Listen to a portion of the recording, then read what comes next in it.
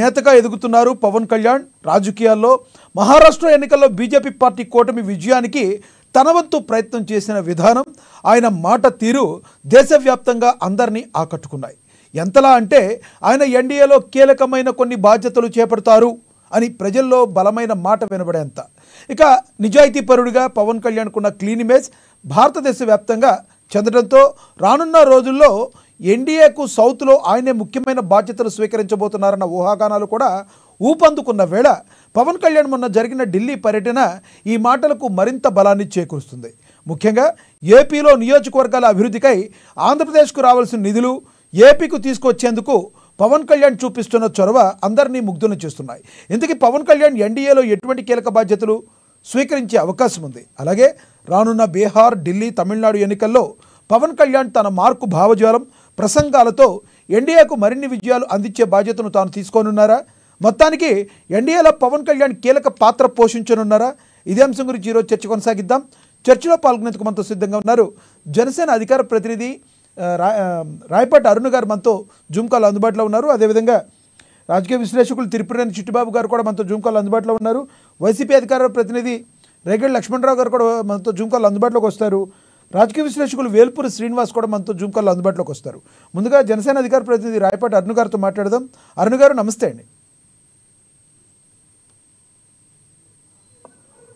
Sir, మీకు panel లోని పెద్దలకి వీక్షకులకు నమస్కారం సార్.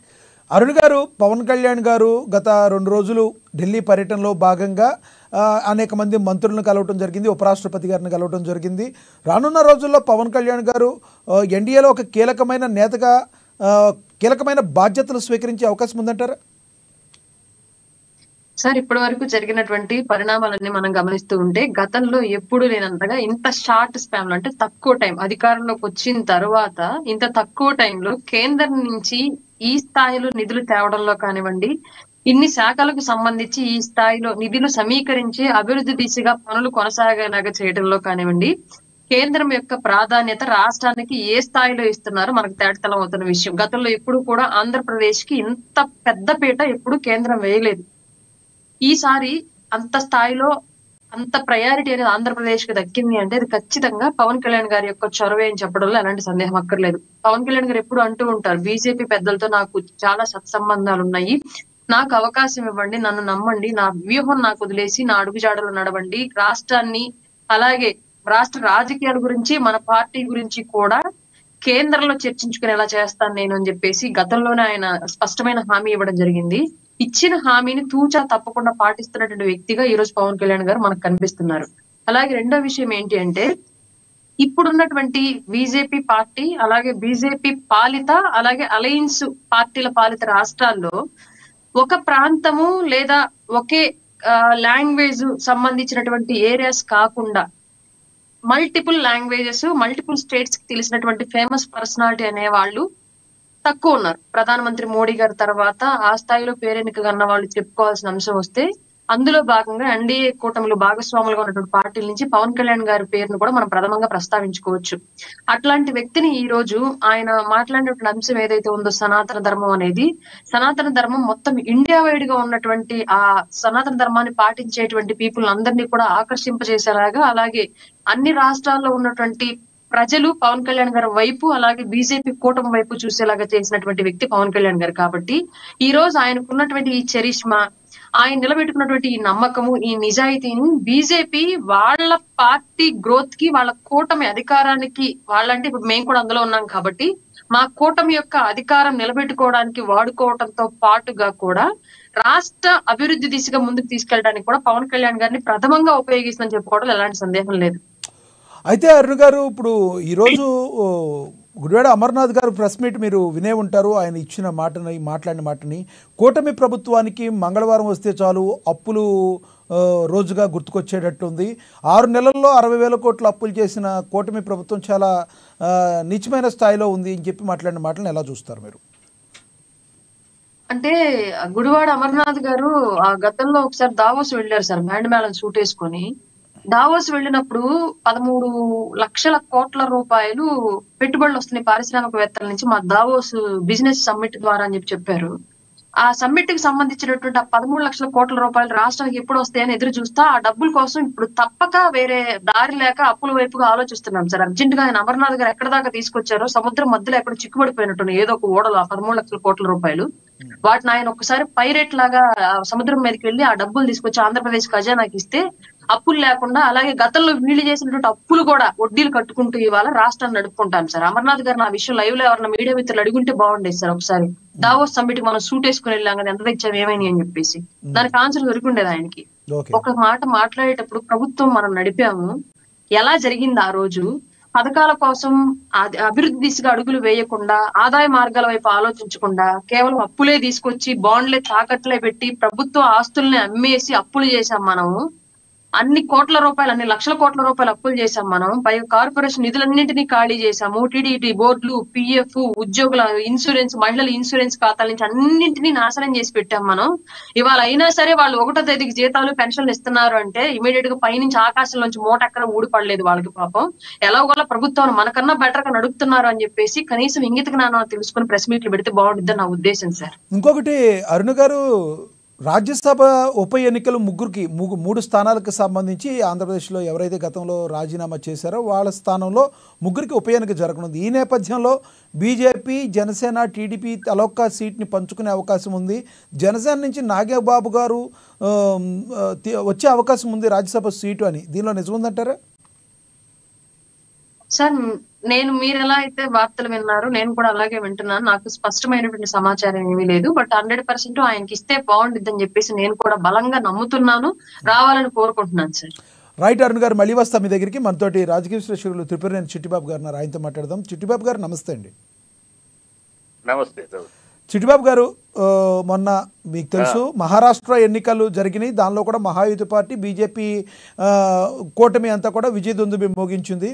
దానిలో భాగంగా పవన్ కళ్యాణ్ గారు ఏదైతే ఉన్నారో తను ఒక 2-3 రోజులు ఆయన ప్రచారం చేయటం, అక్కడ మాట్లాడటం, అక్కడ పవన్ కళ్యాణ్ గారి వలన తెలుగు ప్రజలందరికీ ఎక్కువ ఓట్లు రాబట్టగలిగామని చెప్పి బీజేపీ నేతలందరూ కూడా గట్టిగా అనుకోవడం జరిగింది. రానున్న రోజుల్లో ఎన్డీఏలో పవన్ కళ్యాణ్ గారు ఒక కీలక నేతగా ఎదిగే అవకాశం ఉందంటారా?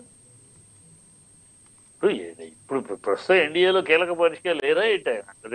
ఇప్పుడు ఆల్రెడీ ఇప్పుడు రాష్ట్రానికి సంబంధించి ఉన్నారు, అంతర్జాతీయంగా, జాతీయంగా నేను అనేది జాతీయంగా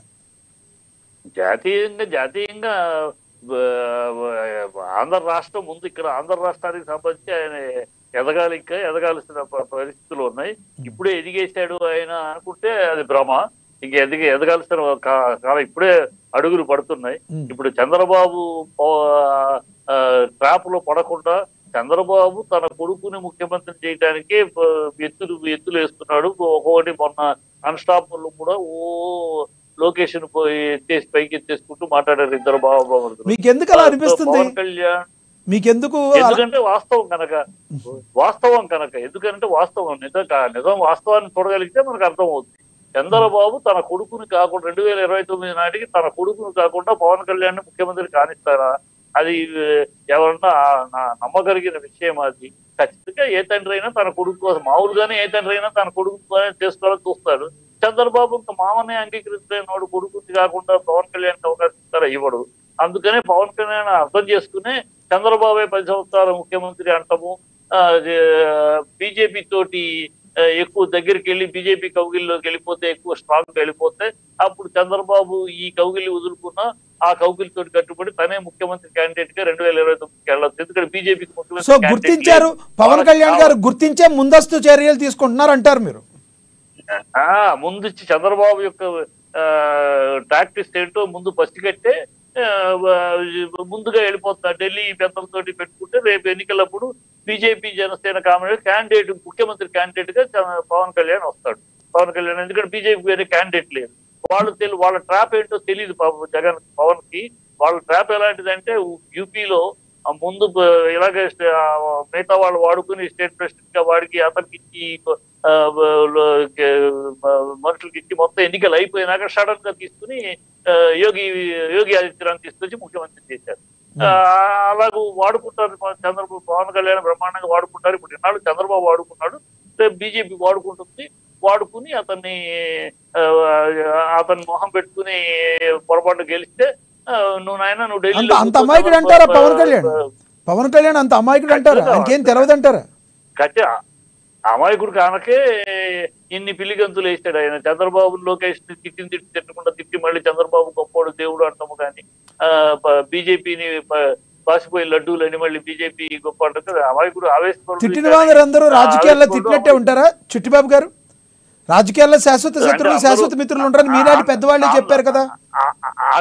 అందరిలాంటి రాజకీయం చేస్తానని కాదుగా పవన్ కళ్యాణ్ వచ్చింది. అందరిలాంటి రాజకీయాలు చేయడానికి అయితే ఈయనెందుకు? నేను ఒక డిఫరెంట్ రాజకీయం చేస్తాను, నేను ప్రశ్నిస్తాను, నిలదీస్తాను, నేను కొత్త రాజకీయం తీసుకొస్తాను కదా చెప్పింది. ఈ అందరిలాగా అందరూ అంతే కదా నేను అంతే అంటే దానికి సమాధానం లేదు.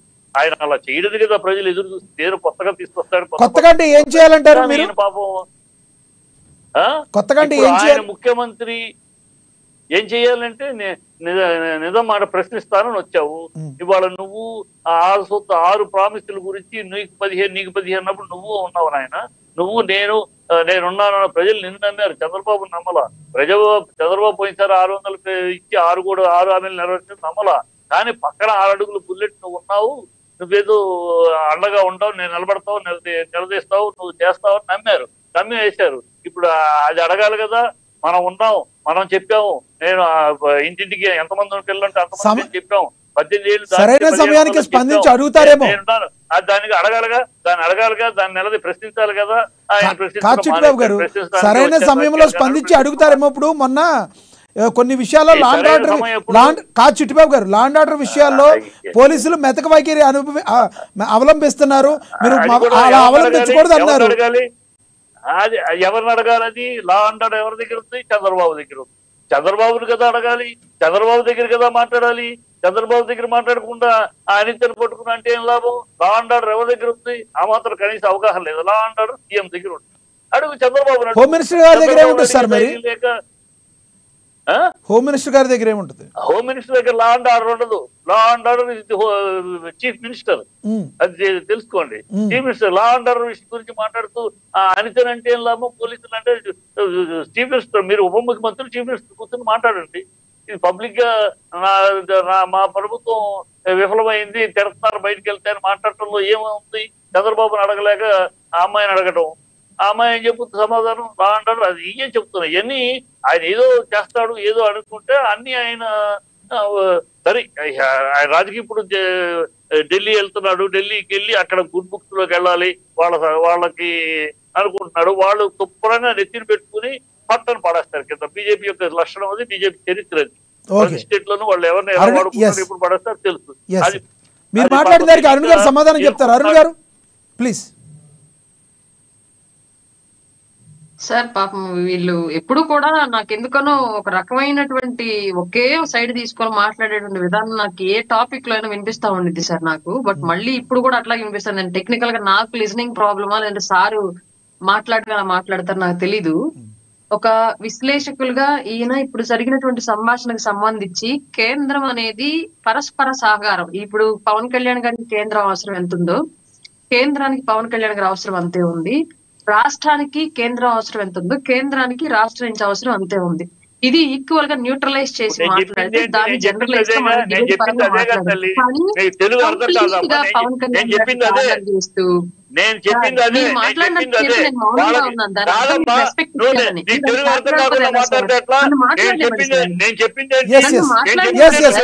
సమాధానం చెప్పనండి సార్. చిట్టిబాబు గారు ఆవిడ మాట్లాడాక మీరు మళ్ళీ మాట్లాడేది కానీ చిట్టిబాబు గారు మాట్లాడండి. నా ప్యానల్ నాకు ఇవ్వండి. చెప్పండి అరుణ్ గారు చెప్పండి ప్లీజ్. పవన్ కళ్యాణ్ గారు కొత్త రాజకీయం చేస్తారని క్లియర్ గా చెప్పారు. దాని ప్రకారమే ఇవాళ అందరూ పదవులు ఎందుకు తీసుకోవు, హోమ్ మినిస్టర్ ఎందుకు తీసుకోలేదు, సీఎం ఎందుకు అడగలేదు, 50 సీట్లు ఎందుకు తీసుకోలేదు అని ఇన్ని క్వశ్చన్లు చేస్తున్నా సరే నాకు అధికారంలోకి రావడం ఇంపార్టెంట్, అధికారంలోకి వచ్చాక ఆంధ్రప్రదేశ్ అభివృద్ధి కోసం నిలబడడం ఇంపార్టెంట్ అని రెండే నినాదాలు తీసుకున్నారు.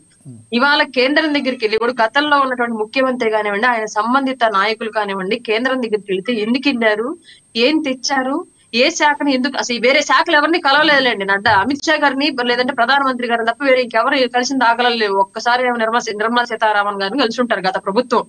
కానీ వాళ్ళ పవన్ కళ్యాణ్ గారు ఆయన శాఖలకు సంబంధించినట్టు కేంద్ర మంత్రులతో పాటుగా కూడా రాష్ట్రానికి నిధులు తీసుకొచ్చేటువంటి శాఖలు ఏవైతే ఉన్నాయో ఇక్కడ సోర్సెస్ ఉండి సరైన పర్యవేక్షణ లేక నిరాధారణకు గురయ్యి నష్టాల్లో ఉన్నటువంటి శాఖలు ఏవైతే ఉన్నాయో లైక్ టూరిజం కానివ్వండి, అటవీ శాఖ కానివ్వండి, రైల్వే కానివ్వండి, వీటన్నింటి అంశాలకు సంబంధించి పూర్తిగా కేంద్ర ప్రభుత్వ సహకారం, కేంద్ర మంత్రుల సహకారం అడగడంతో పాటు ఏ విషయం మీద అడిగారు, ఎంత మేర హామీ వచ్చింది, ఎన్ని నిధులు ఇస్తామన్నది ఇమీడియట్ గా అక్కడే ప్రశ్న అడ్రస్ చేసి చెప్పే విషయం మనం చూసాం.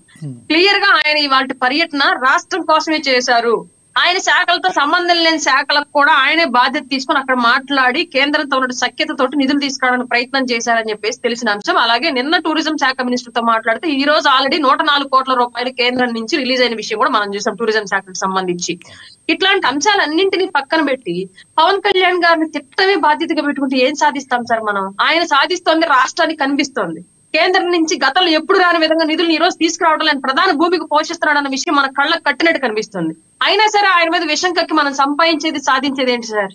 చాత అయితే ఎంకరేజ్ చేయాలి, ఇది చేశారు కదా ఇది కూడా చేయండి అని చెప్పేసి చెప్పాలి. మీరు అన్నారు సూపర్ 6 సంబంధించి అడగాలి కదా అని చెప్పేసి.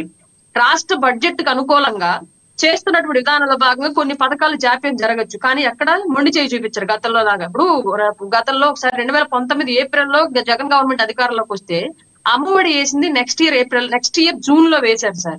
కానీ ఇది ఇలా కనిపించదు. ఆ ఎన్డీఏ కూటమి మాత్రం అధికారంలోకి వచ్చిన వెంటనే అమ్మఒడి ఏదో తల్లికి వందనం పేరుతో డబ్బులు వేస్తామన్నారు, రైలు అని చెప్పేసి క్వశ్చన్ చేస్తున్నారు. కానీ 4 5 ఏళ్లు పట్టినటువంటి పెన్షన్ పెంపకం విధానాన్ని గత ప్రభుత్వంలో ఈ ప్రభుత్వం వచ్చిన నెలలోనే వేసిందన్న విషయం మాత్రం ఒప్పుకోరు, చెప్పరు. అలాగే దీపం పథకం కింద ఫ్రీ సిలిండర్లు ఇస్తా అన్న విషయం ఆల్రెడీ ఇచ్చారన్న విషయం ఒప్పుకోరు, చెప్పరు. అలాగే డిఎస్సి రిలీజ్ చేస్తామన్న విషయం రిలీజ్ చేశానని ఒప్పుకోరు, చెప్పరు. వీళ్ళు చేసేది ఏంటి అంటే ఎంతసేపటికి మంచి చేసినప్పటికీ కూడా బురదే జల్లాలి. సరే ఈ బురద మీరు వైసీపీ ప్యానల్లో వైసీపీ కండవ మీద ఉండి చల్లండి, ఒప్పుకుంటాం, తప్పులేదు. రాజకీయ రైవలరీ ఎప్పుడు అలాగే కొనసాగిద్ది. కానీ మీరు విశ్లేషకులుగా ఉండే ఇలాంటి బురద జల్లడం అనేది నాకు కరెక్ట్ అనిపించట్లేదు సార్. రైట్ అరుణ్ గారు, మళ్ళీ వస్తాం మీ దగ్గరికి. మనతోటి వైసీపీ అధికార ప్రతినిధి రేగిడి లక్ష్మణరావు గారు ఆయనతో మాట్లాడదాం. లక్ష్మణరావు గారు నమస్తే అండి.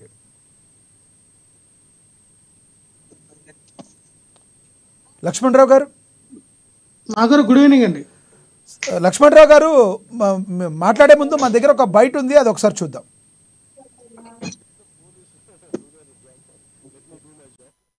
పన్నం చేసుకుని వాళ్ళ పని వాళ్ళు చేయాలి కదా.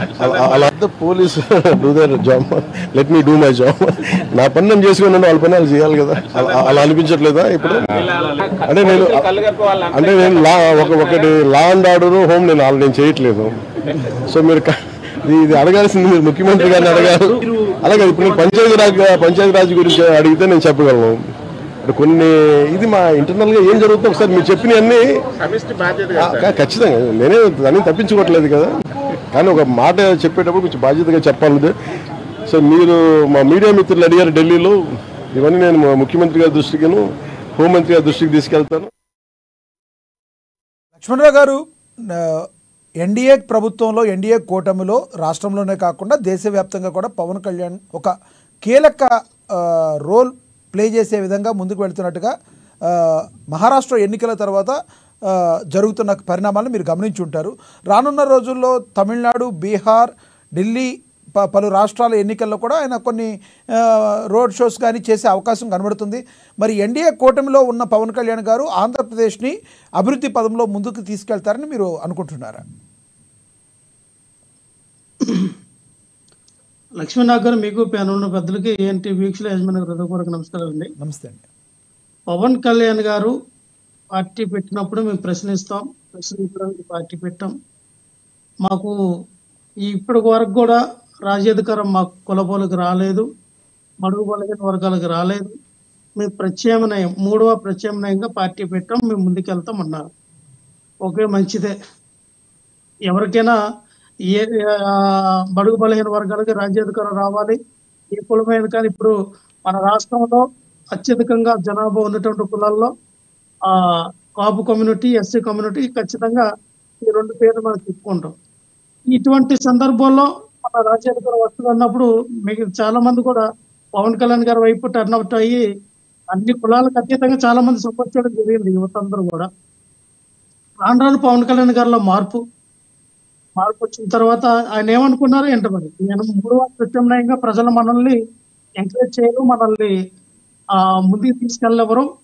ఇక్కడ ఉన్న పరిస్థితుల్లో మూడవ ప్రచారానికి మనం ఎదగలేమన్న ఆలోచన ఏం మనకు తెలియదు. కానీ ఖచ్చితంగా పొత్తు పెట్టుకుంటే గానీ మనకు మనుగడ ఉండదు. పొత్తు పెట్టుకోకపోతే మనం కనీసం ఎమ్మెల్యేగా కూడా గెలవలేమన్న పరిస్థితిలో ఆయనకి 2019 ఎలక్షన్ ఆయనకి ఒక చెంపదెబ్బగా చెప్పొచ్చు. ఎందుకంటే 2 సార్లు ఓడిపోయారు కాబట్టి. సో పొత్తు పెట్టుకుంటేనే మనం ఇక్కడ మనుగడ సాగించగలమనే ఉద్దేశంతో ఆయన పొత్తు పెట్టుకుని వెళ్ళారు. 2024లో వాళ్ళు ఎన్ని సీట్లు అయితే తీసుకున్నారో సీట్లు గెలిచారు. కానీ మేము ఒకటే చెప్తా ఉన్నాం, పవన్ కళ్యాణ్ గారు వ్యక్తిగతంగా ఎదగాలని, పార్టీ వ్యక్తిగతంగా డెవలప్ చేయాలని ఆలోచన విధానంలో ఉండడం తప్పలేదు. కానీ మీరు ఇప్పుడు హఠాత్తుగా కేంద్రంలోకి వెళ్ళిపోయి కేంద్రం నుంచి మీరు నిధులు తీసుకొచ్చేస్తారనో, లేకపోతే కేంద్రంలో మీకు నేను పదవి ఇచ్చేస్తే సౌత్ ఇండియా మొత్తానికి మీరు రింగ్ మాస్టర్ గా ఉంటారనో ఎవరు ఇదవట్లా. బీజేపీ పార్టీ ఎవరినైనా ఒకసారి యూజ్ చేసుకుంటే వాళ్ళ పరిస్థితి ఏంటనేది మహారాష్ట్ర ఇప్పుడు చూడండి. సింధే గారి పరిస్థితి ఏమైంది? పాపం ఆయన శివసేనని 2 ముక్కలుగా చీల్చి ఉద్ధవ్ ఠాక్రే ఒక పక్క అయిపోయి ఉండిపోయాడు, ఒక పక్క ఏమో ఈ సింధే ఏమో ఈ రోజున సీఎం ఎవరు చేసినా పర్లేదండి అంటే స్థాయికి వచ్చేసాడు. అంటే బీజేపీని నమ్ముకుని ఎలాగొచ్చాడంటే మహారాష్ట్ర ఇప్పుడు 125, 130 పైగా ఎవరిని వినియోగించుకున్నారు అక్కడ? శివసేనను 2 ముక్కలుగా చేసి ఎవరైతే బీజేపీ పార్టీకి సపోర్ట్ చేశారో వాళ్ళని కింద పడేసి ఈ రోజున బీజేపీ పార్టీ వాళ్ళ అభ్యర్థిని సీఎం గా చేయడానికి పెట్రోల్ తీసుకొచ్చారు. సో దానికి అర్థం ఏంటంటే బీజేపీ ఓడుకుంటుంది పవన్ కళ్యాణ్ ని. అది గుర్తుంచుకోండి. పవన్ కళ్యాణ్ గారు అతీత శక్తులు ఉన్నాయి, బీజేపీ పార్టీని కాపాడేస్తాడు. దేశం మొత్తం మీద బీజేపీకి పవన్ కళ్యాణ్ తప్ప ఎవరు దిక్కులేదని మీరు అనుకోవడం మీ ఎలివేషన్ మీకు దండం. అది ఎలివేషన్ వేసుకోకుండా అమ్మా. ఎందుకంటే పవన్ కళ్యాణ్ లాంటి వ్యక్తులు ఎంతమంది వాడుకొని వదిలేశారు, మీరు అర్థం చేసుకోవాలి. సో మీ ఇష్టం. మా పవన్ కళ్యాణ్ వీరుడు సూర్యుడు అక్కడ అర్థం వస్తే ఇక్కడ బ్రిటన్ లో కాదు లక్ష్మణ్ గారు, కాదు రాష్ట్రం కోసం రాష్ట్రానికి నిధులు తీసుకురావడం కోసం కేంద్రం దగ్గర కొంత ఆ రకంగా ఉన్నారేమో రాష్ట్రానికి అభివృద్ధి కోసం, అలా అనుకోవచ్చు కదా మీరు? రాష్ట్రం నిధుల కోసం ఒక్క నిమిషం సార్, లక్ష్మీనాగర్ సిల్లి క్వశ్చన్ ఇవన్నీ కూడా రాష్ట్ర నిధుల కోసం వన్ ఆఫ్ ద పార్ట్. మీరు ఎన్డీఏ కూటమిలో మీరే 2-3 ఎమ్మెల్యేలు మీకు ఉన్నారు, అలాగే టీడీపీ ఎన్డీఏ కూటమిలో ఉంది. మీరు ఒక కూటమిలో ఉన్నప్పుడు ఇంక నిధుల కోసం ప్రత్యేకంగా ఈయన ఏరోప్లేన్, హెలికాప్టర్ లేదా స్పైస్ జెట్ విమానం వేసుకుని వాళ్ళ దగ్గర ల్యాండ్ అయిపోయి ఎండమాక ఎక్కువ నిధులు ఇచ్చాను అంటే ఇచ్చేస్తారా? కాదు కదా, అది జరిగే పని కాదు కదా. ఈరోజు గుర్తుపెట్టుకోండి, బీహార్ లో నితీష్ కుమార్ ఇంత పోరాటం చేస్తేనే వాళ్ళకి కనీసం 50,000-80,000 కోట్లు ప్రకటించారు. ఎందుకంటే బీహార్. సో అటువంటి వ్యక్తుల్లో వాళ్ళు తునాప్రాయం ఇది చేస్తే పవన్ కళ్యాణ్ గారికి ఎలివేషన్ ఇస్తే వాళ్ళు వాడుకుంటారు. వాడుకున్న తర్వాత పవన్ కళ్యాణ్ గారిని ఎక్కడ పెట్టాలో అక్కడ పెడతారు.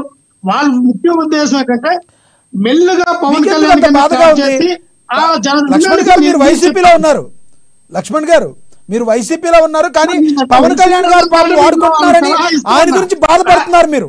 మీరెందుకు అంత బాధపడుతున్నారు? నాకు బాధ లేదండి, నేను బాధపడట్లా. వాళ్ళకి జరిగేది నేను చెప్తాను. బాబు మీరు చాలా పిచ్చి ఎలివేషన్ లో ఉన్నారు.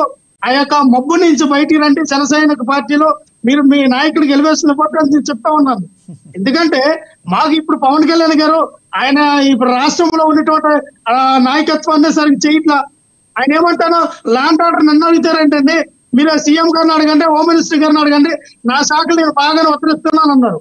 ఆయన శాఖలు ఆయన మరి 4,500 కోట్లు అంత తీసుకొచ్చారని నేను చెప్తా ఉన్నారు. ఆ 4,500 కోట్లు ఎక్కడ గ్రామీణ పనులు చేసిన విడుదల చేయమని చెప్పండి. ఇప్పుడు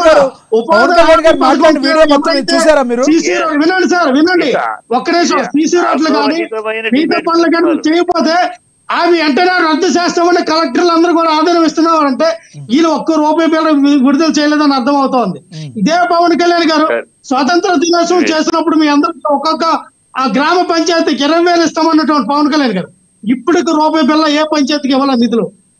ఇవన్నీ మీకు మీరు అబద్ధాలు ఆడుకొని అగో ఆ పంచాయతీకి ఎంత ఇచ్చేసాం, ఈ పంచాయతీకి 1,00,000 పనిచేసాం, ఈ పంచాయతీకి 20,000 పనిచేసాం అంటే నోటు మాటలు కాదు, గ్రౌండ్ లెవెల్. ఒక్క నిమిషం లక్ష్మణ్ గారు, ఇక్కడ మీరు మాట్లాడడానికి సమాధానం చెప్పాలి. 2,000 కోట్లు తీసుకొస్తారు, సమాధానం చెప్పాలి. ఒక్క నిమిషం. వేల్పూరి శ్రీనివాస్ గారి దగ్గరికి వెళ్లే ముందు అరుణ్ గారిని అడగాలి. అరుణ్ గారు, ఇంతవరకు పంచాయతీలకి ₹1 కూడా విడుదల చేయలేదు, కానీ మీరు ఎలివేషన్లు ఇచ్చుకుంటున్నారు అంటున్నారు, వాస్తవం అది? ఓపెన్ ఛాలెంజ్ రమ్మని చెప్పండి. అసలు ఓపెన్ ఛాలెంజ్ బడ్జెట్ లో కూడా రూపాయి ప్రవేశపెట్టలేదు వీళ్ళు గ్రామ పంచాయతీ. లక్ష్మణ్ గారు సమాధానం చెప్పండి. ఒక్క నిమిషం.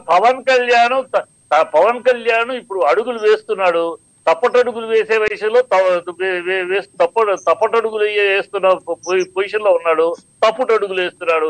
ఈ లోపల అతను పరిగెత్తేశాడు, రన్నింగ్ రేస్ లో ఫస్ట్ ప్రైజ్ వచ్చేసాడు అని ఈ సొగచితం అర్థనాలు. సరే మీ దగ్గరికి వస్తాను సార్. ఎస్ మీ దగ్గరికి వస్తాను. ఎస్ అరుణ్ గారు ప్లీజ్. భవిష్యత్తులో బీజేపీ ఏం చేసిద్దని ఇవాళ నుంచే చెప్తా ఉన్నారు. వీళ్ళిద్దరు పాపం చేసిద్దో లేదు తెలియదు. వీళ్ళిద్దరిని ఏమైనా వేణుస్వామి గారి దగ్గర ట్యూషన్ కి ఏమైనా జాయిన్ చేశాడు జగన్మోహన్ రెడ్డి, నాకైతే తెలియదు సార్. ట్యూషన్ 1987 నుంచి బీజేపీలో ఉన్నాను, నీకు తెలియదేమో.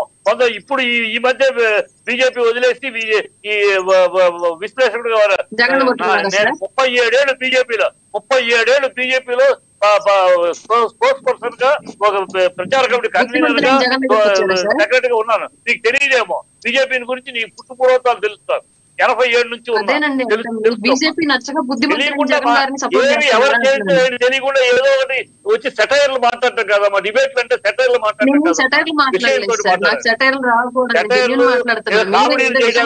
డిబేట్ అంటే కామెడీ. డిబేట్లు అంటే కామెడీలు కాదు. ఇక్కడ విషయం మాట్లాడాలి. ఏం చేశారు నువ్వేనమ్మా సెటైర్లు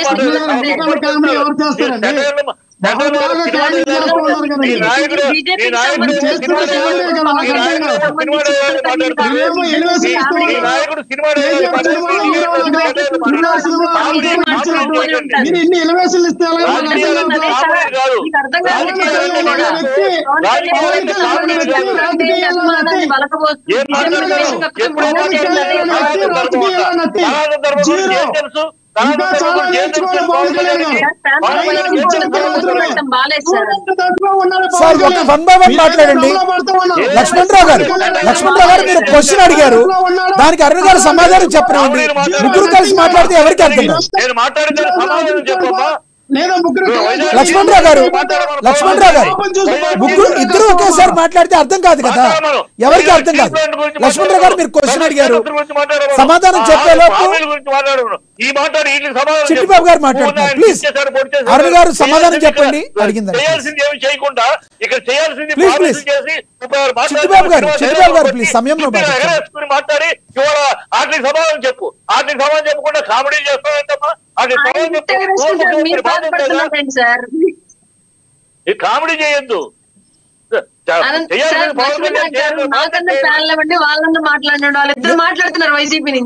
మాట్లాడండి. మీరు మాట్లాడి సమాధానం చెప్పండి. రేగడి లక్ష్మణరావు గారు అడిగారు. చిట్టిబాబు గారు సమాధానం చెప్పనివ్వండి ప్లీజ్. ఆవిడ సమాధానం చెప్పాక మీరు మాట్లాడండి, మీకు ఇస్తాను. ఆ సమాధానం చెప్పనివ్వండి సార్. సమాధానం చెప్పకుండా రాయపాటి అరుణ్ గారు చెప్పండి అరుణ్ గారు ప్లీజ్.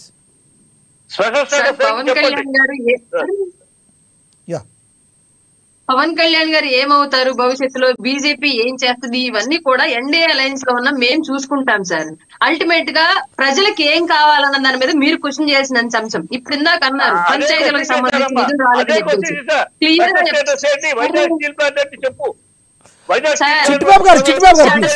ఇవ్వలేదు సార్. ఇచ్చింది జగన్మోహన్ రెడ్డి. పోయి జగన్మోహన్ రెడ్డి అడగండి మీరు. మేము హామీ ఇవ్వలేదు. ప్రజలకి స్పెషల్ స్టేటస్ మేము తెస్తామని మేము హామీ ఇవ్వలేదు సార్. ఈ కూటమి చంద్రబాబు నాయుడు 18లో ఎందుకు వచ్చేసారు బయటికి? స్పెషల్ స్టేటస్ ఇవ్వలేదని వచ్చేసారు. బీజేపీ నుంచి ఏం మాట్లాడుతున్నారు?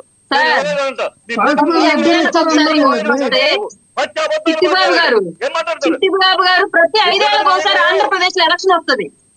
గత ఎలక్షన్ లో స్పెషల్ స్టేటస్ గురించి మేము అసలు ప్రజల దగ్గరకు హామీ తీసుకెళ్ళాల. ప్రజలకు లేని బాధ మీరు పడకండి, ఆ విషయం ప్రజలు చూసుకుంటారు. ఇచ్చిన మాట తప్పారు కాబట్టి జగన్ పక్కన కూర్చోబెట్టారు. మీరేం బాధపడతారు దాని గురించి. డిబేట్ లాగా జరగలేమండి.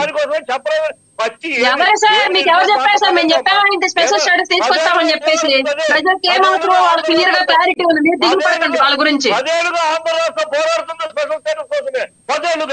చిట్టిబాబు గారు మీరు బీజేపీ నుంచి బయటకు వచ్చారన్నారు. చిట్టిబాబు గారు బీజేపీ నుంచి మీరు బయటకు వచ్చారు, స్పెషల్ స్టేటస్ ఇవ్వలేదైనా బయటకు వచ్చారా మీరు? చంద్రబాబు స్పెషల్ స్టేటస్ కోసం అన్ని మాటలు మాట్లాడితే స్పెషల్ స్టేటస్ కోసం చిట్టిబాబు గారు చెప్పలేదంటారండి. ఏం మాట్లాడుతుంది? చిట్టిబాబు గారు స్పెషల్ స్టేటస్ బీజేపీ ఇవ్వలేదైనా మీరు బయటకు వచ్చారా? జగన్ చంద్రబాబు వచ్చింది బయటకు, అందుకే చంద్రబాబు వచ్చింది 18 చూడండి. చిట్టిబాబు గారు, మీరు బీజేపీ నుంచి బయటకు వచ్చానన్నారు. నా ప్రశ్న స్పష్టంగా ఉంది. బీజేపీ నుంచి నేను బయటకు వచ్చానన్నారు. ఆంధ్రప్రదేశ్ ప్రజలకి స్పెషల్ స్టేటస్ ఇవ్వలేదనే మీరు బయటకు వచ్చారా? ఎస్, వైజాగ్ స్టీల్ ప్లాంట్ తరలిస్తున్న దానికి లేదు వాళ్ళ. రైట్ చిట్టిబాబు గారు, మళ్ళీ వస్తాం మీ దగ్గరికి. ఎస్, మనతోటి వేల్పూరి శ్రీనివాస్ గారు ఉన్నారు, ఆయనతో మాట్లాడదాం. రాజకీయ విశ్లేషకులు శ్రీనివాస్ గారు నమస్తే అండి. నమస్తే అండి శ్రీనివాస్ గారు, చిట్టిబాబు గారు మాట్లాడింది విన్నారు, అరుణ్ గారు మాట్లాడింది విన్నారు, లక్ష్మణరావు గారు మాట్లాడింది విన్నారు. రియాక్ట్ అవ్వండి ప్లీజ్. ఇవాళ ఆంధ్రప్రదేశ్ రాజకీయాల్లో పవన్ కళ్యాణ్ ఒక ఇంపార్టెంట్, ఒక కింగ్ మేకర్ గా ఉన్నారు. సౌత్ ఇండియాలోనే ఒక సూపర్ స్టార్ గా ఉన్నారు. ఆంధ్రప్రదేశ్ నిధులు రావాలంటే పవన్ కళ్యాణ్ ఇన్ఫ్లుయెన్స్ 100% ఢిల్లీలో మోడీ గారి దగ్గర చేయాల్సిందేను. వాళ్ళ ఆంధ్రప్రదేశ్ నిధులు మీకు తెలుసు, గత ప్రభుత్వంలో ముఖ్యమంత్రి గారు వెళ్ళి ఢిల్లీలో ప్రైమ్ మినిస్టర్ దగ్గర వెయిటింగ్ లో ఉండేవాళ్ళు అపాయింట్మెంట్స్ కోసం. కానీ వాళ్ళ పవన్ కళ్యాణ్ గారు కేవలం మరి తక్కువ సమయంలో మరి దగ్గర 10 మంది మినిస్టర్లు కలవటం, అదేవిధంగా ప్రైమ్ మినిస్టర్ కలవటం, రాష్ట్రానికి రావాల్సినటువంటి నిధుల విషయంలో ఆయన విజ్ఞప్తి చేస్తే వెంటనే 24 hours లోనే మరి నిధులు కూడా కొంత రిలీజ్ చేయడం ఇవన్నీ కూడా మనం చూసాం. అయితే రాష్ట్రం డెవలప్ కావాలంటే ఏ పరిస్థితుల్లో కేంద్ర ప్రభుత్వంతో, ప్రధానమంత్రితో సన్నిహితంగా ఉండేవాళ్ళు కావాలి. కానీ కేవలం కేసుల కోసం, బెయిల్ కోసం నేను మళ్ళీ లైఫ్ లాంగ్ జైల్లో ఉండకుండా మరి గతంలో ఉన్న ముఖ్యమంత్రి ఢిల్లీ వెళ్ళి ఏం చేశాడో ఒక్కసారి కూడా కనీసం ప్రెస్ మీట్ పెట్టకుండా సీక్రెట్ మీటింగ్స్ కి వెళ్ళి ఈ రాష్ట్రం యొక్క భవిష్యత్తుని మరి ఏం చేశారని మనం చూసాం. కానీ వాళ్ళ చంద్రబాబు నాయుడు గారు వెళ్ళినా, ఢిల్లీ పవన్ కళ్యాణ్ గారు వెళ్ళినా మినిస్టర్లను కలిసి బయటకు వచ్చి గ్రూప్ చేసి మరి వాళ్ళు చాలా పారదర్శకంగా ఉన్నారు. అంటే రాష్ట్రం అభివృద్ధి చెందాలంటే కేంద్ర ప్రభుత్వంతో సఖ్యతగా ఉండటం కరెక్ట్ కాదన్నట్టుగా మా చిట్టిబాబు గారు మాట్లాడుతున్నారు. మరి ఆర్టికల్ 370 70 సంవత్సరాలు అయింది. మరి చిట్టిబాబు గారు ఏం చేస్తున్నారో నాకు తెలియట్లేదు. ఇవాళ బీజేపీ ఒకటే పెద్ద దోషిగా ఆయన మాట్లాడుతున్నారు. చిట్టిబాబు గారికి బీజేపీ యొక్క ఇంపార్టెన్స్ తెలియాలంటే, దాని వాల్యూ తెలియాలంటే ఆయన బంగ్లాదేశ్ కానీ పాకిస్తాన్ కానీ పంపితే ఆయనకి బీజేపీ వాల్యూ తెలుస్తుంది. అందువల్ల భారతదేశంలో ఉంటే ఆయనకి వాల్యూ తెలియట్లేదు. అంటే మళ్ళీ వాక్ స్వాతంత్రం ఎక్కువైపోయింది. మరి వాళ్ళు ఇలాంటి పరిస్థితుల్లో మనం మాట్లాడేటప్పుడు డెఫినెట్ గా ఏ రాజకీయ పార్టీ తప్పులు చేసినప్పుడు దాని మీద మనం స్పెషల్ స్టేటస్ ఇస్తామని కాంగ్రెస్ కానీ, బీజేపీ కానీ, అన్ని పార్టీలు కూడా దాని మీద సరైనటువంటి స్టాండ్ తీసుకోలేదు. కొన్ని తప్పులు జరిగినాయి. ఓకే, అంతవరకు మాట్లాడుకుందాం. కానీ ఇవాళ భారతదేశంలో మోడీ గారి నాయకత్వం లేకపోతే ఇవాళ ఇటు పాకిస్తాన్ నుంచి, ఇటు చైనా నుంచి, బంగ్లాదేశ్ లో ఇవాళ హిందువుల్ని ఏ విధంగా ఓచుకోసారి మనం చూసాం. ఏ నాయకుడు కూడా ఓట్ల కోసం, నోట్ల కోసం, ఓట్ల కోసం వాళ్ళు ఏ విధమైనటువంటి డ్రామాలు చేస్తున్నారో కూడా మనం చూస్తున్నాం. మరి వాళ్ళు పవన్ కళ్యాణ్ గారు నిస్వార్థంగా ప్రజల కోసం, రాష్ట్రం కోసం, రాష్ట్రంలో నిధులు కావాలని చెప్పేసి వాళ్ళు ఢిల్లీలో ప్రధానమంత్రి దగ్గర ఇన్ఫ్లుయెన్స్ చేయడానికి కూడా మనం దాన్ని వేరే రకంగా దాన్ని కామెంట్ చేయడం అంటే ఈ రాష్ట్రం అభివృద్ధి నిరోధకులుగా చెప్పుకోవచ్చు. మనం రాష్ట్రం అభివృద్ధి చెందాలంటే డెఫినెట్ గా పవన్ కళ్యాణ్ లాంటి నాయకుడు ఉండాలి. అదే విధంగా చంద్రబాబు నాయుడు లాంటి ఒక సీనియర్ మోస్ట్ లీడర్ ఉన్నప్పుడు ఆంధ్రప్రదేశ్ డెవలప్ అవుతుంది. మరి వాళ్ళ ప్రభుత్వం వచ్చిన తర్వాత అతి షార్ట్ పీరియడ్ లో వాళ్ళ అమరావతికి వచ్చినటువంటి 15,000 కోట్లు కానీ, విశాఖపట్నం రైల్వే జోన్ కానీ, మీరు పోలవరం తీసుకున్నా కూడా వాళ్ళ ఆంధ్రప్రదేశ్ అన్ని రంగాల్లో ముందుకెళ్తుంది. మరి గత ప్రభుత్వం ఎక్కడా కూడా ఎంప్లాయ్మెంట్ లేకుండా, సాఫ్ట్వేర్ కంపెనీలు లేకుండా ఉన్న కంపెనీస్ అన్నిటి కూడా కమిషన్ల మీద వాళ్ళు డిమాండ్ చేయడం వల్ల వచ్చినటువంటి ఇండస్ట్రియలిస్టులు కానీ, సాఫ్ట్వేర్ కంపెనీలు కానీ పక్క రాష్ట్రాలకు వెళ్ళిపోవటం మనం చూసాం. కానీ ఈ రోజు పరిస్థితి అట్లా కాదు. ఇవాళ నేషనల్ లెవెల్లో ఇవాళ వచ్చేటప్పుడు ఆంధ్రప్రదేశ్ ఫస్ట్ గా చూజ్ చేసుకోవటం. ఏ కంపెనీస్ వచ్చినా కూడా మరి విశాఖపట్నం కూడా గతంలో మనం చూసాం. లులు కంపెనీ ఇవన్నీ కూడా జగన్మోహన్ రెడ్డి వాళ్ళని బెదిరించడం వల్ల వాళ్ళందరూ కూడా విశాఖపట్నం నుంచి పారిపోవడం జరిగింది. తర్వాత తెలంగాణలో కూడా వాళ్ళు ఎస్టాబ్లిష్ చేశారు. మరలా శ్రీనివాస్ గారు, రానున్న రోజుల్లో పవన్ కళ్యాణ్ సౌత్ మొత్తానికి కూడా ఒక ఎన్డీఏలో ఒక ప్రధానమైన పాత్ర పోషించే అవకాశం ఉందంటారా? ఆంధ్రప్రదేశ్ అనే కాదు, భారతదేశ రాజకీయాల్లో పవన్ కళ్యాణ్ చాలా కీలకమైన పాత్ర పోషించబోతున్నాడు. నిన్న మనం చూసాం మహారాష్ట్ర ఎన్నికల్లో ఏ విధమైనటువంటి స్టాండ్ తీసుకున్నారో, అక్కడ ఉన్నటువంటి మరి రాజకీయాలను ఏ విధంగా ప్రభావితం చేశారో చూసాం. మరి తిరుపతిలో కూడా మరి కల్తీ చేసినప్పుడు కూడా సనాతన ధర్మం కోసం మరి వాళ్ళ దేశంలో ఉన్నటువంటి హిందూ సమాజం గురించి కూడా మాట్లాడినటువంటి ఒకే ఒక వ్యక్తి పవన్ కళ్యాణ్ అని చెప్పుకోవచ్చు మనం. కానీ ఈ రాజకీయ పార్టీలు ఇతర దేశాల్లో ఏమన్నా జరిగితే ఏమన్నా మతపార్టీలను మాట్లాడతారు, కానీ 150 కోట్ల మంది ఉన్నటువంటి హిందూ సమాజానికి ఎక్కడైనా అన్యాయం జరిగితే వాళ్ళు ఎక్కడా కూడా మాట్లాడిన సందర్భాలు లేవు. అంటే కేవలం ఓట్ల కోసం హిందూ సమాజాన్ని చేర్చడానికి ప్రయత్నాలు చేస్తున్నారు అనేది చాలా స్పష్టంగా కనపడుతుంది. కాంగ్రెస్ పార్టీ అయితే ఎంటైర్ ఈ 75 years లో ఏ రోజు కూడా దేశం యొక్క సంక్షేమం కోసం కాకుండా కేవలం వాళ్ళ యొక్క పార్టీ ఓట్ల కోసమే వాళ్ళు మాట్లాడారు అనేది చాలా స్పష్టంగా మనం చూసాము. కానీ ఇప్పుడైనా కూడా రాబోయేటువంటి పరిస్థితుల్లో ఈ రాష్ట్రంలో చంద్రబాబు నాయుడు గానీ పవన్ కళ్యాణ్ నాయకత్వంలో ముందుకు పోతుంది. డెఫినెట్ గా వాళ్ళ రాష్ట్రం అభివృద్ధి చెందుతుంది. జగన్మోహన్ రెడ్డి గారు మరి అమెరికాలో కూడా అవినీతి చేశారు, ఆయన జైలుకి వెళ్ళడం అనేది పక్కా, దాని గురించి ప్రశ్న లేదు. ఇక్కడికి మళ్ళీ ఈడీలు సిబిఐ లాగా ఉండదు. అమెరికా ఆరోపణలే కదా సార్, అన్ని ఆధారాలు, ఇంకా ఆధారాలు సేకరించాలి కదా, ఆరోపణలే కదా. రైట్ రైట్, మళ్ళీ వస్తా శ్రీనివాస్ గారు మీ దగ్గరికి మళ్ళీ వస్తాను. లక్ష్మణరావు గారు ఎందుకు నవ్వుతున్నారు మీరు? ప్యానల్లో ఎప్పుడు హాట్గా ఉండే మీరు ఎందుకు నవ్వుతున్నారు? నవ్వు వస్తుంది మీకు? లక్ష్మీనాథ్ గారు ఏంటో ఎలివేషన్ మంచిదే, ఇచ్చుకుంటే పర్లేదు, అందే ఉంది. కానీ నేను ఒకటే చెప్తా ఉన్నాను లక్ష్మీనాథ్ గారు, ఏంటంటే రాజకీయాలు చేయడంలో, రాజకీయాలు నేర్చుకోవడంలో, రాజకీయం అంటే ఏంటో తెలియడంలో పవన్ కళ్యాణ్ గారు చాలా కీలకంగా వెళ్తున్నారు. చాలా మెసేజ్ వచ్చింది, ఆయనకి చాలా అనుభవం వచ్చింది, ఇంకా నేర్చుకుంటున్నారు అని భ్రమలో ఉన్నారు. మంచిదే. నేను ఒకటే చెప్తా ఉన్నాను అండి, పవన్ కళ్యాణ్ గారు రాష్ట్ర రాజకీయాల నుంచి తరివేస్తూ ఉన్నారు చంద్రబాబు నాయుడు గారు. వాళ్ళిద్దరికి ఇంటర్నల్ గా గొడవలు అవుతున్నాయి. రేపు ఫిబ్రవరి మార్చి నెలలో కల్లా లేదా రేపు 2025 సంవత్సరంలో గుర్తుపెట్టుకోండి, నారా లోకేష్ కి పట్టాభిషేకం కన్ఫామ్ గా జరుగుతుంది. పవన్ కళ్యాణ్ గారి పరిస్థితి ఏంటి? సో మనం కేంద్ర మినిస్టర్ గా వెళ్ళిపోతామా, కేంద్రంతో మనం రాజ్యసభకి వెళ్ళి కేంద్ర మినిస్టర్ గా అక్కడ చేద్దామా అనే ఒప్పందాలు ఏవో జరుగుతున్నాయి, మంత్రాలు జరుగుతున్నాయి.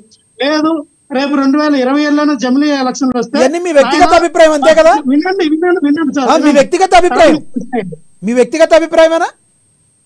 లేదు, ఇది ఇంటర్నల్ గా వార్ జరుగుతుంది. పవన్ కళ్యాణ్ గారు సాక్షాత్ అసెంబ్లీ సాక్షిగా 10 సంవత్సరాలు చంద్రబాబు నాయుడు గారు మీరే సీఎం గా ఉండాలంటే దానికి అంతరార్థం ఏంటంటే, మీరు లోకేష్ గారిని కానీ సీఎం చేస్తే మీ ఇది యొక్క పొత్తు ఉంటుందా ఓడుతుందా తెలియదు. మీకైతే 10 సంవత్సరాలు కాకపోయినా 20 సంవత్సరాలైనా బానిసరకం చేయడానికి మా వాళ్ళు బానిసరకం చేస్తారు. మీ జెండా కూలీలు మోస్తారు, మీ జెండా ఎక్కడ మోయమంటే అక్కడ మోస్తారు, మీ జెండా కూలీలు కొంటాము, మీ కింద నా పార్టీ, నా అభివృద్ధి, నన్ను నమ్ముకున్న బడుగు బలహీన వర్గాలు, నన్ను నమ్ముకున్న కాపు సామాజిక వర్గం ఎలాగ అయిపోయినా పర్లేదు. కిందసారి తమరు అన్నగారిని నమ్ముకున్న పార్టీలో వచ్చినటువంటి బడుగు బలహీన వర్గాలు, కాపు సామాజిక వర్గం ఎలాగైనా నట్టేయటం ముంచేశారో, ఈ రోజున పవన్ కళ్యాణ్ గారు అదే దిశగా వెళ్ళడానికి ప్రయత్నాలు చేస్తూ ఉన్నారు. ఓకే, ఏదైనా చేయండి, అది పార్టీ పెట్టుకున్నారు, అది ఆయన వ్యక్తిగత విషయం. మేము ఒకటే చెప్తా ఉన్నాం, మీరు రాష్ట్ర రాజకీయాల్లో అది మీరు ఒకరి కింద మోసేది నీళ్ళు తాగడానికి 10 సంవత్సరాలు 20 సంవత్సరాలు బానిసరకం చేస్తారా? లేదు, నిలబడి నిక్కచ్చుగా నేను రాజకీయాల్లో ఎదుర్కొంటాను, 3 పార్టీలు, 3వ ప్రత్యామ్నాయ పార్టీగా మీరు సింగిల్ గా వచ్చి మీరు సీఎం క్యాండిడేట్ గా నిలబడి మీరు సీఎం అవుతారో, పిఎం అవుతారో, లేదా హోమ్ మినిస్టర్ అవుతారో మీరు తెలుసుకోవాలా. ఎవరో ఇచ్చిన ముచ్చు పదవి డిప్యూటీ సీఎం మీకు అవసరమా? ఇచ్చారు సార్, ప్రజలు ఇచ్చారు, ఆయనకి ప్రజలు ఇచ్చారు. ఒక హోమ్ మినిస్టర్ కోసము ఇంత ప్రజలు ఇచ్చారు సార్ ఆయనకి. ఆయన ఎవరు ఇచ్చారు ఆయనకి? ఆయన వేరే పార్టీలో మనము నీకు 20 సంవత్సరాలు బానిసరకం చేస్తాం, 10 సంవత్సరాలు మీ జెండా మోస్తాం, మా జెండా కూలీలు అందరూ కూడా ఈ జెండా పట్టుకొని మీ వెనకతలు జేజేలు కొడతామని ఒప్పుకుంటున్నారంటే అది పవన్ కళ్యాణ్ గారు విజ్ఞప్తిగా వదిలేస్తా ఉన్నాం. అదేదో పెద్ద ఇప్పుడు ఒకటేనండి, పవన్ కళ్యాణ్ గారు 10 సంవత్సరాలు సినిమా హిట్ లేకుండా ఫ్లాప్ లో ఉన్నారు, తర్వాత హిట్లోకి వచ్చారు. అలాగే రాజకీయ నాయకులకైనా సినిమా నాయకులకైనా ఒక ప్రాపర్ ఒక టైం, ఒక టైం అన్నది ఉంటుంది. కొంతమంది ఒక వెలుగుతారు ఒక టైం, అప్పుడు ఆ టైం దాటిపోయిన తర్వాత వేరే వాళ్ళు వస్తారు. అలాగే పవన్ కళ్యాణ్ గారు ఎందుకు ఈ తొందరపాటు నిర్ణయం తీసుకున్నారో దాన్ని అర్థం చేసుకోవాలి. జగన్మోహన్ రెడ్డి గారి గురించి, చంద్రబాబు నాయుడు జగన్మోహన్ రెడ్డి గారి గురించేనా? చంద్రబాబు నాయుడు గారు డ్రాప్ వినండి లక్ష్మణరావు గారు, మీరు మాట్లాడేది ఒక వెలిగారు, ఒకేసారి 150 పైన, ఇప్పుడు ఒకేసారి 11కు వచ్చారు. జగన్మోహన్ రెడ్డి గారి గురించి మాట్లాడుతున్నారా మీరు? ఈ రోజున చంద్రబాబు నాయుడు గారు నేను తప్ప ఇంకెవరూ లేదు అని చెప్పి 23 పడిపోయారు. ఇదే పవన్ కళ్యాణ్ గారు పార్టీ పెట్టిగానే ఫస్ట్ టైం నీ పార్టీలో పోటీ చేయలేదు. 2019లో పోటీ చేసినప్పుడు 2 చోట్ల దారుణంగా మన చీకొట్టారు జనాల్లో, నాకు ఓట్లు వేయలేదు. ఎక్కడ కాపు సామాజిక వర్గం ఎక్కువ ఎక్కడ ఉన్నారని ఎంపిక చేసుకుని పిఠాపురంలో 1,00,000 పైగా కాపు సామాజిక వర్గం ఉంటే అక్కడైనా అది కూడా పొత్తు పెట్టుకుంటేనే మనం గెలుస్తామని మరి ఆలోచించినటువంటి పవన్ కళ్యాణ్ గారు ఒకటి సార్ 2009లో ఒక ప్రశ్న, నాకు డౌట్ ఉంది, లక్ష్మణ్ రావు గారు ఒక డౌట్ ఉంది, ప్లీజ్ మీరు అన్న మాట ఒప్పుకుందాం. మీరు ఒక ఇంతకు అన్నారు, మీరు ఎలివేషన్ ఇస్తారు. పవన్ కళ్యాణ్ లక్ష్మణ్ రావు గారు ప్లీజ్ సమాధానం చెప్పండి. లక్ష్మీరావు గారు, పవన్ కళ్యాణ్ గారు మీరు తర్వాత ఏంటి నాకు మాట్లాడినప్పుడు ప్రశ్న వేసినా నాకు అర్థం కాదు. సరే సార్ చెప్పండి. పవన్ కళ్యాణ్ గారు మహారాష్ట్ర వెళ్ళిపోయి 15 చోట్ల ఆయన ప్రచారం చేస్తే 15 చోట్ల గెలిచారని అన్నారు. మరి మీరు జార్ఖండ్కి ఎందుకు వెళ్ళా? జార్ఖండ్ ఎలక్షన్ లో ఎందుకు పవన్ కళ్యాణ్ వినియోగించుకోవాలా? అది వాళ్ళ ఇష్టం. మీకు ఎక్కడైతే టీడీపీ వినండి, బీజేపీ ప్రభుత్వం ఎక్కడైతే ట్యాంపరింగ్ చేయడానికి నిశ్చయించుకుందో, బీజేపీ పార్టీ ఎక్కడ ట్యాంపరింగ్ చేసి అధికారం రావాలనుకుంటుందో ఒక్కడు అలా పాచికలు వేస్తూ ఉన్నారు. అంటే అర్థం ఏంటంటే పవన్ కళ్యాణ్ గారిని తీసుకొచ్చాం, అక్కడ ఒక ఎమ్మెల్యేకి 0 ఓట్లు పడడం ఏంటనే నాకు అర్థం కావట్లే. మహారాష్ట్రలో 0 ఓట్లు పడ్డాయి. అక్కడ వెళ్ళి ఈసీ దగ్గర, ఈసీ ఆఫీస్ దగ్గర ధర్నాలు చేస్తూ ఉన్నారండి వేల సంఖ్యలో వెళ్ళి. అంటే మీకు అర్థం అవుతుంది ఇక్కడ ఎంత క్రిస్టల్ క్లియర్ గా వాళ్ళు ఎంత దారుణంగా ఈ రోజున వాళ్ళు చేస్తూ ఉన్నారన్నది. అంటే ఒకటే చెప్తా ఉన్నాం సార్ లక్ష్మీనాథ్ గారు, చెప్పండి. పవన్ కళ్యాణ్ గారు పిఎం అవనియండి, మన రాష్ట్ర ప్రజలకి మన తెలుగు వారికి నేను గర్విస్తాను. నేను ఎస్ మా తెలుగు ఈ దేశానికి సీఎం అయ్యాడు, ఈ దేశానికి పిఎం అయ్యాడని గొప్పగా చెప్పుకుంటున్నాం. ఒక పార్టీలకు అతీతంగా తప్పలేదు, మేము ఎలామైనా చెప్తా ఉన్నాం. బానిస బతుకులు బతకద్దు మీరు అన్నిదంటే పోరాడితే పోయేదే ఏమి లేదు, ఏదో బానిస సంఖ్యలు తప్ప అనే పవన్ కళ్యాణ్ ఎక్కడ ఈ రోజు బానిస బతకలేంటారు బాబు, మనం పోరాడలేము, బానిసలాగా బతకలేకపోతే మనకు పదవులు రావు, మనం ఎమ్మెల్యే అవ్వలేము, మనకు ఉప ముఖ్యమంత్రి రాదు, మాకు మినిస్టర్లు రావు, మనకి ఏమీ రావు, మన బతుకులు బానిస బతుకులే, బడుగు బలహీన వర్గాలు అలాగే కాపు సామాజిక వర్గం కూడా బానిస సామాజిక వర్గం కాదు. ఒక మాట సామాజిక ఏకైక లక్ష్మణ్ రావు గారు ఒక మాట క్వశ్చన్ అడగనివ్వండి. 2009లో రాజశేఖర్ రెడ్డి గారు మొత్తం ఉమ్మడి ఆంధ్రప్రదేశ్లో ఉన్నప్పుడు చెప్పి రెడ్డి సామాజిక వర్గానికి 76 ఎమ్మెల్యే సీట్లు ఇచ్చారండి. అంటే 76 ఎమ్మెల్యే సీట్లు ఇచ్చేంత రెడ్డి సామాజిక వర్గానికి మరి అంత పర్సంటేజ్ ఉందా వాళ్ళది? ఈ సామాజిక వర్గాలు ప్రతిదానికి ఎందుకు? సామాజిక వర్గాల గురించి కాదు, మనకు పాయింట్ గురించి మాట్లాడాలి. ఎస్ మళ్ళీ వస్తాం మీ దగ్గరికి, చెప్పండి. ఒక పాయింట్ మీరు అడిగిన సమాధానం చెప్పండి. లక్ష్మీనాథ్ గారు చాలా మంచి ప్రశ్న. రెడ్డి 76% ఇచ్చారు, 76 సీట్లు ఇచ్చారు. చిరంజీవి గారు పార్టీ పెట్టి పిఆర్పి పార్టీలో 106 సీట్లు బీసీలకు ఇచ్చారండి. ఉపయోగం ఏముంది? ఉపయోగం ఏముంది అన్న అది మీరేం మాట్లాడతారు? జగన్మోహన్ రెడ్డి గారు సోషల్ ఇంజనీరింగ్ జగన్మోహన్ రెడ్డి గారు చేసినటువంటి సోషల్ ఇంజనీరింగ్ దేశం మొత్తం మీద ఎవరో చేయాల. ఏ నియోజకవర్గంలో ఏ కుటుంబాలు ఎక్కువ ఉంటే ఆ నియోజకవర్గంలో వడ్డీరాకి 50,000 60,000 వడ్డీరాలకి 50,000 ఓట్లు ఉంటే వడ్డీరికి టికెట్ ఇచ్చాడు. లేదా ఆ నియోజకవర్గంలో గొల్లలు ఎక్కువ ఉంటే గొల్లలకు టికెట్ ఇచ్చారు. ఆ నియోజకవర్గంలో ఇంకొక జాతులు ఎక్కువ ఉంటే ఆ నియోజకవర్గం ఆ జాతిగా టికెట్ ఇచ్చారు జగన్మోహన్ రెడ్డి గారు. మాకు 11 వచ్చాయి, మాకు 11 వచ్చాయి కదండి. లక్ష్మణ్ రావు గారు మళ్ళీ వస్తాం మీ దగ్గర, సమయం తక్కువ ఉంది, మళ్ళీ వస్తాం మీ దగ్గర. రైట్ మళ్ళీ వస్తాం మీ దగ్గరికి. అరుణ్ గారు లక్ష్మణ్ రావు గారు మాట్లాడింది విన్నారు, ప్లీజ్ రియాక్ట్ అవ్వండి ప్లీజ్. సార్ ప్రధానంగా ఇప్పుడు లక్ష్మణ్ రావు గారు మాట్లాడిన మాటల్లో కొన్ని మాటలే పనికొచ్చే మాటలు ఉన్నాయి, వాటికి మాత్రమే ఆన్సర్ చెప్తాను. చెప్పండి. రాష్ట్రంలో ఉన్నటువంటి రెడ్డి సామాజిక వర్గానికి చెందినటువంటి జనాభా పర్సంటేజ్ ఎంత, బీసీల సామాజిక వర్గానికి సంబంధించిన జనాభా పర్సంటేజ్ ఎంత ఫస్ట్ది. అలాగే 2019లో జగన్మోహన్ రెడ్డి గెలిచిన తర్వాత ఇందాక ఆయన అన్నారు ఎక్కడ ఏ సామాజిక వర్గంలో ఏ కులం ఎక్కువ ఉంటే వాళ్ళకి టికెట్ ఇచ్చాడని చెప్పేసి. అది ఎప్పుడు జరిగింది? 2024లో జరిగింది. కారణం ఏంటి? ప్రభుత్వం మీద పూర్తిగా వ్యతిరేకత వచ్చింది, గెలుపు అవకాశాలు కూడా తగ్గిపోయినాయి. కాబట్టి ఇప్పుడు మా రెడ్డిలో కూడా అందరు నన్ను నేను క్లియర్ గా పాపం చాలా మంది రెడ్డి సామాజిక వర్గానికి చెందినటువంటి జగన్మోహన్ రెడ్డి అధికారంలో ఉన్నప్పటికీ కూడా మినిమం సౌకర్యాలు నోచుకోలేని రెడ్డి సామాజిక వర్గం చాలా మంది ఉన్నారు. వాళ్ళందరూ ఈసారి కూటమికే సపోర్ట్ చేశారు. 100% వాళ్ళ చేతులెత్తి నమస్కారం చేస్తాము.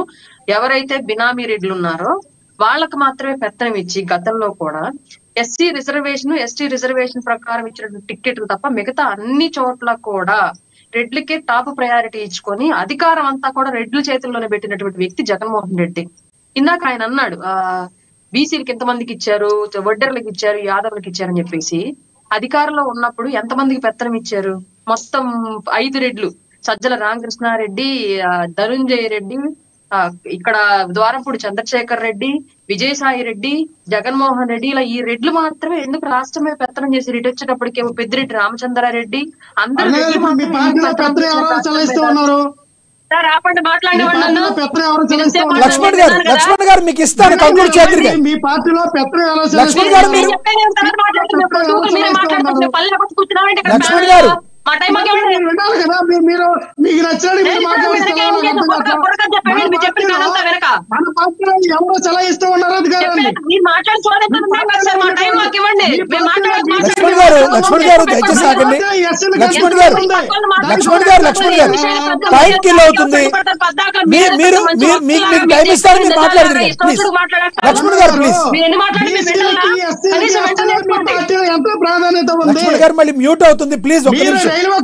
లక్ష్మణ్ గారు దయచేసి వినండి, మళ్ళీ మ్యూట్ అవుతుంది మీది.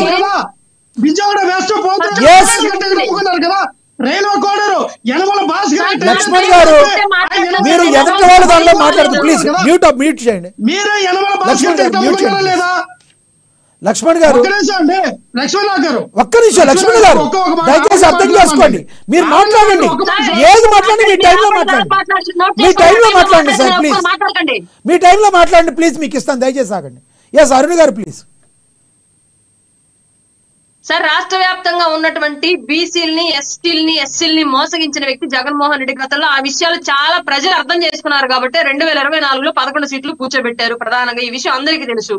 రెండోది, వీళ్ళు మాట్లాడాల్సిన విషయం ప్రజలకు సంబంధించి ప్రభుత్వం చేయాల్సినటువంటి పనులు ఏమైనా జాప్యం జరిగితే దాని గురించి మాట్లాడితే మనం కన్స్ట్రక్టివ్ గా దాని గురించి క్వశ్చన్ చేయొచ్చు సార్. కానీ పర్టికులర్ గా బీజేపీ పవన్ కళ్యాణ్ గారిని వాడుకుంటుంది, చంద్రబాబు నాయుడు గారు పవన్ కళ్యాణ్ గారిని వాడుకుంటుంది. ఇవన్నీ పవన్ కళ్యాణ్ గారికి తెలుసు, పవన్ కళ్యాణ్ గారి వెనకాల నడిచే మాకు తెలుసు సార్. వీళ్ళకెందుకు బాధ మాకు అర్థం కావట్లేదు. ఏం చేసుకోవాలి రాజకీయంగా, ఎలా వెళ్ళాలనేది మాకు క్లారిటీ విజన్ ఉంది. మా గురించి వాళ్ళకి అవకాశం ఎవరా? కనీసం వాళ్ళు ఏదన్నా ఒక బ్రేకింగ్ ఏమన్నా మధ్యలో బ్రేక్ అయితే వాళ్ళకి అవకాశం దొరుకుద్ది. మీరేమో ఇచ్చేటట్టు కనబడతలేదు. అయ్యే ఛాన్సే లేదు సార్. ఆల్రెడీ పవన్ కళ్యాణ్ గారు చెప్పారు కదా, 10 ఏళ్ల పాటు పొత్తు కొనసాగిద్ది, ఏది ఏమైనా పొత్తే ఉండిద్ది రాష్ట్రంలో. ఈ విషయం క్లియర్. జగన్మోహన్ రెడ్డి గారి టీం కి ఎలాంటి కాటికాడి దింపుడు కల్లం ఆశలు పెట్టుకోవాల్సిన అవసరం లేదు. పొత్తు విషయంలో ఖచ్చితంగా పొత్తే ఉండిద్ది రాష్ట్రంలో 10 ఏళ్ల పాటు. ఎందుకంటే అది రాష్ట్ర భవిష్యత్తుకు అవసరం పొత్తు అనేది. వాళ్ళ నిధులు రావాలన్నా, పారిశ్రామికవేత్తలు రావాలన్నా, ఈవెన్ ఎమర్జెన్సీ సిచ్యువేషన్ అప్పులు పుట్టాలన్నా సరే ఇవాళ ప్రభుత్వ మార్పు అనేది ప్రధాన ప్రతిబంధకంగా మారుతుంది. కాబట్టి ఖచ్చితంగా 10 ఏళ్ల పాటు అష్యూరెన్స్ ఇచ్చే అవన్నీ చర్యలు చేపడుతున్నారు. కాబట్టి ఖచ్చితంగా 10 ఏళ్ల పాటు ఆంధ్ర రాష్ట్రంలో పొత్తుండిద్ది. దానికి పవన్ కళ్యాణ్ గారే హామీ. ఇంకొక విషయము, కేంద్రం ఎలా వాడుకుంటుంది, ఎలా చేస్తుంది అని చెప్పేసి వీళ్ళు బాధపడిపోతున్నారు. ఇక్కడ క్లియర్ గా పవన్ కళ్యాణ్ గారు కేంద్రాన్ని వాడుకుంటున్నారు వాళ్ళ రాష్ట్రం కోసం అన్న విషయం మనకు అర్థం చేసుకోవాల్సిన విషయం అండి. ఎందుకంటే ఈ రోజు రాష్ట్రానికి ఇంత పెద్ద ఎత్తున తక్కువ కాలంలో నిధులు వస్తాయి అంటే ఖచ్చితంగా పవన్ కళ్యాణ్ గారు చరిష్మాను యూజ్ చేసుకోవడం వల్ల ఇస్తున్నారు. అది అర్థం చేసుకోలేకపోవడం వీళ్ళ అజ్ఞానం, అంతకుమించి ఇంక వేరే ఏమీ లేదు. ఇంకొకటి, రాజకీయ పార్టీలు వాళ్ళ పదవులు వీటన్నింటి గురించి మాట్లాడడానికి ఆల్రెడీ పార్టీల నాయకులు ఉంటారు. మీరెందుకు దాన్ని క్వశ్చన్ చేస్తారు? మీరు క్వశ్చన్ చేస్తుంది ప్రజల పక్షాన కదా. విపక్షంగా ఉన్న మీరు ప్రజల పక్షాన గొంతు మాట్లాడండి. ప్రజలకు రాని పథకాల గురించి క్వశ్చన్ చేయండి. పార్టీలు ఎటెళ్తే మీకెందుకు, ఎవరు ఏ పదవి తీసుకుంటే మీకెందుకు, ఎవరు బానిసత్వం చేస్తే మీకెందుకు, ఎవరు ఏ జెండా మోస్తే మీకెందుకు, మాకు తెలిసే చేస్తున్నాం, అన్ని మాకు స్పృహండే చేస్తున్నాం, మా గురించి మీరు దిగులు పడక్కర్లా. ఇంకొకటి, బానిసత్వం అని మాట్లాడుతున్నారే, జగన్మోహన్ రెడ్డి ఏ బానిసత్వం చేసి స్పెషల్ స్టేటస్ కేంద్రం దగ్గర మెడల్ వంచాడు, ఎందుకు తీసుకురాలేదు? ఏ బానిసత్వం చేసి రాష్ట్రంలో ఏ ప్రాజెక్ట్ కు సంబంధించి గతంలో నిధులు తేలేకపోయాడు? ఏ బానిసత్వం చేసి పదే కేంద్రం దగ్గరికి వెళ్లి వెంకటేశ్వర బహుమతి తీస్తూ కూడా రాష్ట్రానికి రూపాయి ఎత్తు కూడా అభివృద్ధి చేయలేకపోయాడు? ఏ బానిసత్వం చేస్తూ కేంద్రం నుంచి రావాల్సిన ఫండ్స్ టయానికి తెచ్చుకోలేక అప్పుల పాలలో దించేశాడు ఆంధ్రప్రదేశ్ ని? ఇవన్నీ ఎవరికి తెలియవా? ప్రజలు పక్కన పెట్టింది.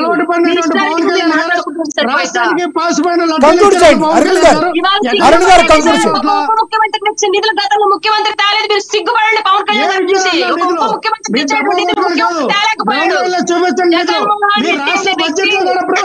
నిధులు గ్రామ పంచాయతీ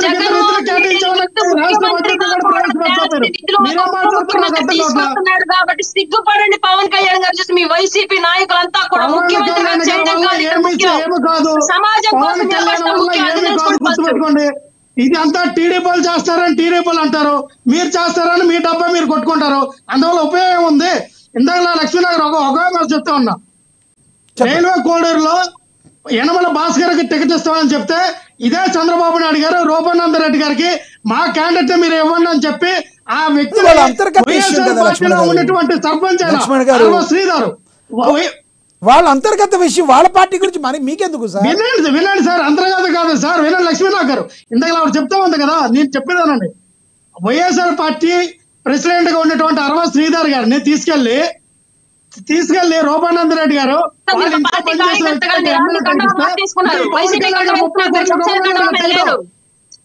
యనమల భాస్కర్ రెడ్డి టికెట్ యనమల భాస్కర్ రావు అనే ఒక ఐటీ టీసీఎస్ లో పనిచేస్తున్నటువంటి 2 స్టేట్లు కూడా హెడ్, రైట్ 2 స్టేట్లు రైట్ అటువంటి వ్యక్తిని అతని జీవితాన్ని నాశనం చేసినటువంటి సమయం తక్కువ ఉంది. మళ్ళీ మాట్లాడదాం మిగతా టాపిక్ డైవర్ట్ అవుతుంది. శ్రీనివాస్ గారు కంక్లూడ్ చేయండి సార్ ప్లీజ్. శ్రీనివాస్ గారు కంక్లూడ్ చేయండి సార్. ఇప్పుడు మన లక్ష్మణ్ రావు గారు చెప్పిన దాంతో నేను ఏకీభవిస్తున్నాను. ఆయన సోషల్ ఇంజనీరింగ్ చేశారు, జగన్మోహన్ రెడ్డి అన్నారు. ఏది వాలంటీర్స్ లో ఎంటెక్ ఎంబీఏ చేసిన వాళ్ళకి 5,000 ఇచ్చాడు. కానీ మీకు అడ్వైజర్స్ లో తీసుకుంటే 90% ఒకే సమాచారం ఇచ్చారు. డీజీపీ తీసుకున్నా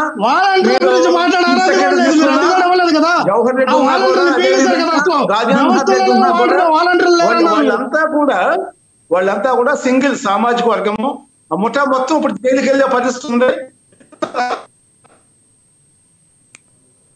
రైట్, మీ దగ్గర టెక్నికల్ ఇష్యూ వచ్చినట్టుంది ఏదో. ఎస్ కంక్లూడ్ చేయండి అరుణ్ గారు, కంక్లూడ్ చేయండి. అరుణ్ గారు కంక్లూడ్ చేయండి సార్. ఇవాళ రాష్ట్ర వ్యాప్తంగా జరుగుతున్నటువంటి మంచి అంతటికి కారణం కూడా ఎన్డీఏ నేతలు ముగ్గురు, ఎవరైతే బీజేపీ, టీడీపీ, జనసేన నుంచి ఉన్న నాయకులు ఎవరు, వీళ్ళ ముగ్గురు సమిష్టి కృషి ఈ రోజు రాష్ట్రానికి వస్తున్నటువంటి నిధులు. ఇందులో ఎలాంటి సందేహం లేదు. కేంద్ర సహకారం లేకుండా, టీడీపీ నుంచి ముఖ్యమంత్రి చంద్రబాబు నాయుడు గారి యొక్క మద్దతు లేకుండా, పవన్ కళ్యాణ్ గారి యొక్క కృషి పట్టుదల లేకుండా ఇవి సాధ్యమయ్యే పనే కాదు. 5 నెలల్లో ఇంత స్థాయిలో తీసుకొచ్చారంటే, గతంలో 5 ఏళ్ల పాలనలో ఒక ముఖ్యమంత్రి చేయలేనటువంటి పనుల్ని ఇవాళ ఉప ముఖ్యమంత్రిగా పవన్ కళ్యాణ్ గారు అంతకు మించి చూపించినందుకు గర్వంగా ఉంది. కేంద్రం రాష్ట్రానికి సంబంధించిన నిధులు ఇవ్వడంలో పవన్ కళ్యాణ్ గారి చరిస్మాని వాడుకోవడంలో రెండింటిలోనూ ముందంజలో ఉందంటే ఎలాంటి సందేహం లేదు.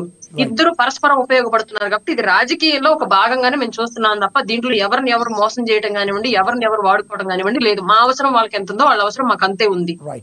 రైట్ లక్ష్మణ్ రావు గారు కంక్లూడ్ చేయండి.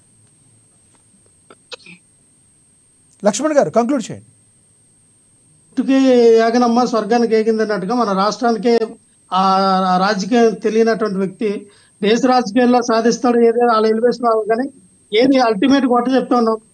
ఇప్పుడున్నటువంటి 6 నెలల్లో 6 అబద్ధాలతో 6 ఇప్పుడున్నటువంటి ఏవైతే ఈ డైవర్షన్ చేస్తూ ఉన్నారో ఈ పాలిటిక్స్ అంతా కూడా జనాలు గమనిస్తూ ఉన్నారు.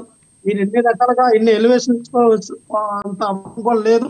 కఠినంగా దృష్టి పెట్టిన పరిమాణం పైన మీరు చెప్పినటువంటి సూపర్ 6 అనండి.